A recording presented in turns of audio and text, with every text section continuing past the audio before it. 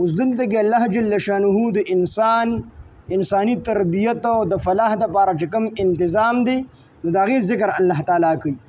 نو په هغې کې د حضرت نوح علیه السلام واقعه راوړې ده چې نوح علیه السلام خلق ټول یو الله تعالی طرف ته راوبلل، خو خلکو چې کوم دی د حضرت نوح علیه السلام خبره ونه منله. 900 کاله تبلیغ دی خلکو ته وکړو او دی د نوح علیه السلام خبره ونه منله، او نوح علیه السلام ته به الټه دا خبره کوله. دا مشران چې کوم د کلی او د قوم چې کوم مشران هغه د خپلو کشرانو ته وی چې دا کو پیغمبر وي دا انسان ولې الله تعالی را لېږو، نو فرشته ولې نه را لېږله؟ نو فرشتې خو به خپل تربیت کړو او خپلو کشرانو ته وی چې زمونږ د مخکنو خپلو مشرانو هم چې دا خبره نه ده اورېدلې چې چېرته الله تعالی پیغمبر په انسانانو کې را لېږلی. نو دا قسمه خبرې به حضرت نوح علیه السلام ته کولې. نوح علیه السلام 900 کاله تبلیغ وکړو او په دې 900 کاله کې سورې نوح کې الله تعالی رستو ذکر کړی دی، رستو براشي چې نوح علیه السلام د شپې ورپسې لاړو، د ورځې پسې لاړو، په تیاره کې پسې لاړو، په رڼا کې پسې لاړو، یوازې عمر وبلل، په جمع باندې الله تعالی وبلل، خو په یو صورت کې هغې ایمان نه قبلو. الټه به نوح علیه السلام د دروغو نسبت نو د وحی په ذریعه باندې حضرت نوح علیه السلام ته معلومه شوله چې دا خلک ایمان نه راوړي. نوح علیه السلام الله تعالی په دربار کې عرض وکړو چې یا الله تعالی خو زه نورم دې ته تبلیغ وکړم، نورم ځان وکړم، دې کې به څوک مسلمان شي وي. الله ورته وفرمیل چې نه، بس دا کوم چې مسلمانان دي دکه مسلمانانی او دا نور ازلی بدبخت دي، دی ایمان نه راوړي، ګوره دې ځای کې سړي د ذهن کې یو خیال راځي چې قرآن مجید کې الله تعالی ځای په ځای وي چې دا ازلی بدبخت دي، یا صم بکم عمی فهم لا یرجعون، یا دغه رنګ ختم الله علی قلوبهم وعلى سمعهم وعلى ابصارهم. الله تعالی فرمایي موږ د په زړونو باندې مخرونه والي دي او په سترګو دي پردي دي. نو چې کله په زړه باندې مخر چې کوم دی ولګېد چې دا ازلی بدبخت دی، ذهن کې دا خیال راځي چې دا ولې چې دا ازلی بدبخت الله تعالی وی چې دا ازلی بدبخت دی، والله ولا په زړه باندې مخر لګولې دی چې دی به هدایت نه قبلي. نو علیاذ بالله چې الله د سیوکل نو بیا د انسان ولې رانیسي، ذهن کې دا یو سوال راځي سړي چې یاره دا کوم خلق ازلی بدبخت دی او الله تعالی وی چې د دې په زړونو ما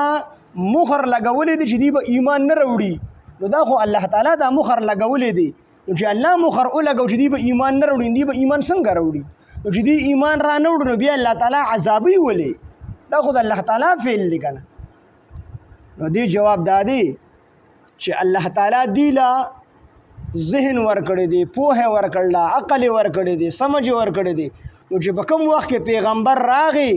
او دی ته حق ظاهر شو، دا په حق باندې پیغمبر دی وی پیژندو او د هغې نه وروسته یې قصدن عمدن ایمان را نه وړو، نو د دې د دغې عمل د وجې نه الله تعالی د دې په زړونو باندې مخر ولګو چې تر قیامته به تاسو ایمان نه راوړي. نو دا د دې خلکو خپل فعل و خپل کار و، الله ولې اختیار ورکړی و دی پیغمبر او پیژندو چې دا په حق باندې پیغمبر دی، خو قصدن عمدن دی خو پوه شو دا په حق پیغمبر دی او بیا قصدن عمدن ایمان را نه وړو، چې ایمان په اول کې را نه وړو نو د هغې د نحوست د وجې نه الله تعالی د دې په زړونو باندې مخر ولګو چې تاسو به سره ایمان نه راوړي. خو دی په اول کې خو وپېژندو، الله ولا چې کوم اختیار ورکړی هغه دی استعمالولی شو چې ایمان یې راوړی وي، خو دی ایمان قصدن عمدن را نه وړو د ضد د وجې نه، د عناد د وجې نه، نو الله تعالی پې مخرونه ولګو. دقه شان د نوح علیه السلام دا قوم چې دی پوه شو چې دا په حق پیغمبر دی، خو قصدن عمدن ایمان را نه وړو، الله تعالی وی دا نور ایمان نه راوړي، دا ایمان والا نه دي. نو بس نوح علیه السلام دعا وکړله رب لا تذر على الارض من الكافرين ديارا، رب لا تذر على الارض من الكافرين ديارا. خدای پاک په مخ تزمکه باندې دی یو کافر کور پرېمه دی. نو د وحی په ذریعه ورته معلومه شو د هغې نه وروسته دعا وکړله،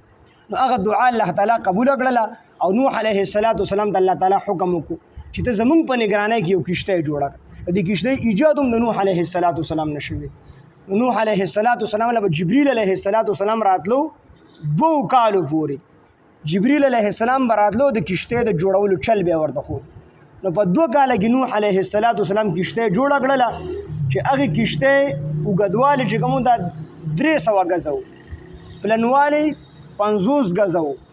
او دنګوالی 13 غزه و اوږدوالی 300 غزه پلنوالی 50 غزه او دنګوالی 13 غزه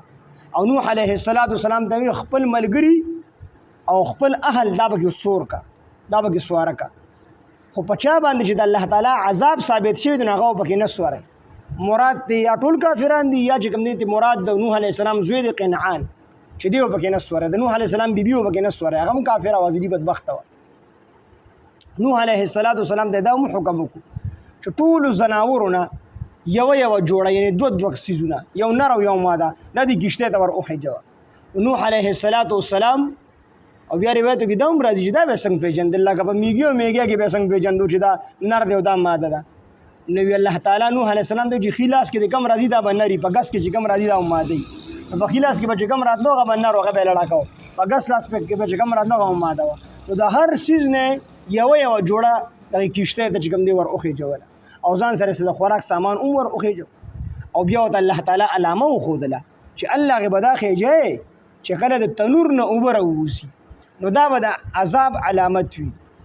نو نوح علیه السلام چې کله د تنور نه اوبر روانې شولې نوح علیه السلام ځان سره خپل ملګری اتیا یا دوه کسانو دی ور اوخېجول او د ټولو زناورونه یو جوړه کشته ته ور اوخېجول نو خلکو پورې خاندل وی باران لار سمندر نشته دی په اوجه باندې کشته ته خېږي او دی کې الله تعالی اسمان ته هم حکم وکړ د بر نه اوبر وغورځوه زمکې ته د لاندې نه اوبر وغورځوه د باندې او د لاندې د دواړو طرفونو اوبه شروع شو اوس ټوله دنیا چې کوم دی غرق شو د راجح قول مطابق ټوله دنیا غرق شوله صرف دغه اتیا کسان او د هر زناور یو جوړه دا پاتې شو ټول الله تعالی تبا نو دې کې د انسان د باره عبرت دی چې انسانانو الله تعالی وحده لا شریک اومنه چا چې نه دی منلی هغه الله تعالی دنیا کې متبا کړ دي او آخرت کې وباسه تبا نو دا د انساني نصیحت او د عبرت لپاره دا واقعي الله تعالی ذکر کړ